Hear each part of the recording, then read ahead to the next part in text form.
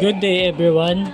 Sa mga nagtatanong, pwede daw bang gawing second monitor or second screen yung cellphone o kaya yung Android or yung tablet nila? So, kung nakikita nyo, ayan, ginagawa ko na. Pwede po natin gawing second screen yung ating mga Android phone or yung tablet. Syempre, para mas malaki tablet gamitin nyo. So, example, ayan o. Kunwari, ito yung laptop nyo, tapos ito yung pinaka front na monitor nyo na ilalagay nyo sa mga photo booth box nyo. So pwede yan, no? Kiklik nyo lang to, o diba, gumagana siya. Pwede siyang second screen, lalo na kung wala kayong touch screen na monitor na pwedeng gamitin, pwede nyo pong gamitin yung inyong mga Android phone. Pwede siya maging second screen or second monitor, no? So, ayan siya, di ba? Nakokontrol natin yung ating laptop gamit yung ating cellphone, or ito na yung second screen natin or yung parang monitor natin, second monitor, no? So, pinutin natin done. Ayan. So, kung example, gusto niyo na isa pang session, so click lang natin, ayan, no? Click nyo lang, diba? Para siyang touchscreen na monitor lang, no? So, paano siya gawin? Ganito po, no? So, ito. So, paano gawing second screen yung ating mga Android phones or tablet? Ganito po siya, no? So, una nyo gagawin para maging second screen yung inyong mga cellphone or tablet, lalo na kung wala kayong touchscreen na monitor, punta kayo sa Google, punta kayo sa, tandaan nyo to, ito po yung email na gagamitin natin, yung Google Chrome email natin, no? So, ang gagawin nyo lang, punta lang kayo sa Google, tapos type nyo lang po is Chrome Remote Desktop.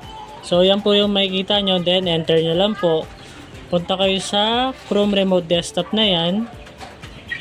Tapos, isi-set up nyo po ito, Set Up Remote Access. Turn on nyo lang po, tapos lagyan nyo ng pangalan, example, Photo Booth. Tapos, next nyo lang po, then magsiset kayo ng PIN. Anong PIN? Basta 6 na number, pataas. So, lagay tayo ng PIN. Tapos, re-enter lang po natin yung PIN. Ayan. Tapos, start nyo lang po. So, ito po yung pag-setup sa laptop or sa desktop nyo po na gagamitin. So, ito naman yung cellphone. Ito yung gagamitin nating second monitor or second view natin, no? So, ang gagawin nyo lang dito, punta kayo sa Google. At dapat po, ang gamit nyo profile sa Google dito sa cellphone nyo or sa tablet is same ng email na gamit nyo sa laptop, no? So, kung Enzo dito, Enzo rin po dito, no? Tapos, itatype nyo lang sa Google din dito is same lang po, no? Chrome Remote Desktop, no? Chrome Remote Desktop din po ang itatype nyo dyan. Ayan po, Chrome Remote Desktop, no? Click nyo lang yung Chrome Remote Desktop na yan. Tapos, pipindutin nyo lang po ito, Access My Computer.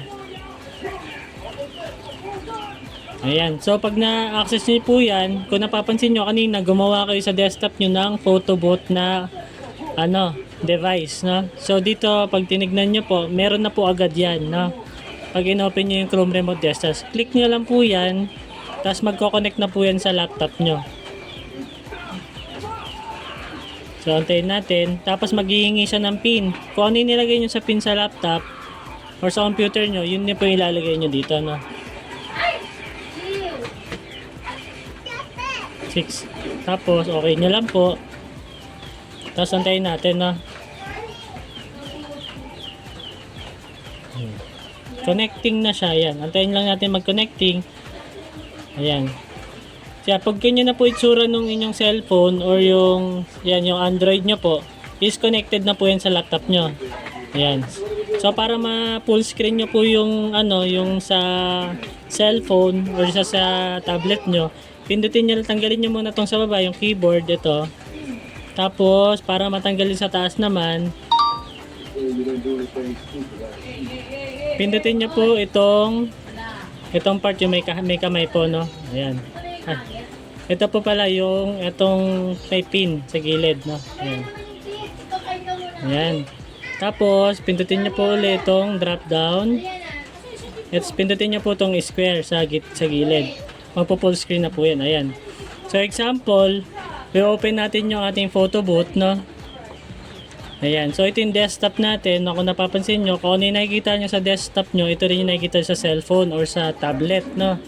Open natin yung DSLR boot natin para makita nyo na talagang gumagana po yung ating cellphone bilang second monitor, no? Ayan. Ayan. So kung ano yung nakikita nyo sa monitor, sa laptop nyo, yan din na makikita nyo po sa inyong cellphone, no? So ayan, example, launch natin yung event. Kiklik ko na. Click ko na yung launch ng event natin para ayan. Ayan lang natin. Ayan. So pag na-launch nyo ng event, example, ito yung nasa harap ng mga kliyente nyo, itong cellphone or yung tablet. Ito yung pinaka-front. Siyempre, ito yung dalawang screen yun, di ba? Ito yung sa operator, yung laptop. Ito naman yung para sa kliyente or sa customer natin. So, pag mag-start na sila ng session, click lang nila tong, syempre, yung screen natin. Ayan. So, para na kayo may second monitor. Para na kayo may second monitor. Yan si Tito Adam.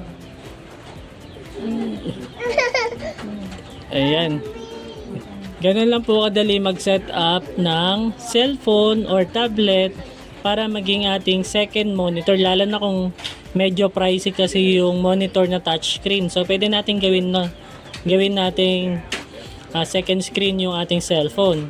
Ang take note nyo lang po is kailangan may internet po yung inyong laptop at saka yung cellphone para ma-access nyo po sila. So, yan po, no? Ganun lang po kadali. Thank you for watching po.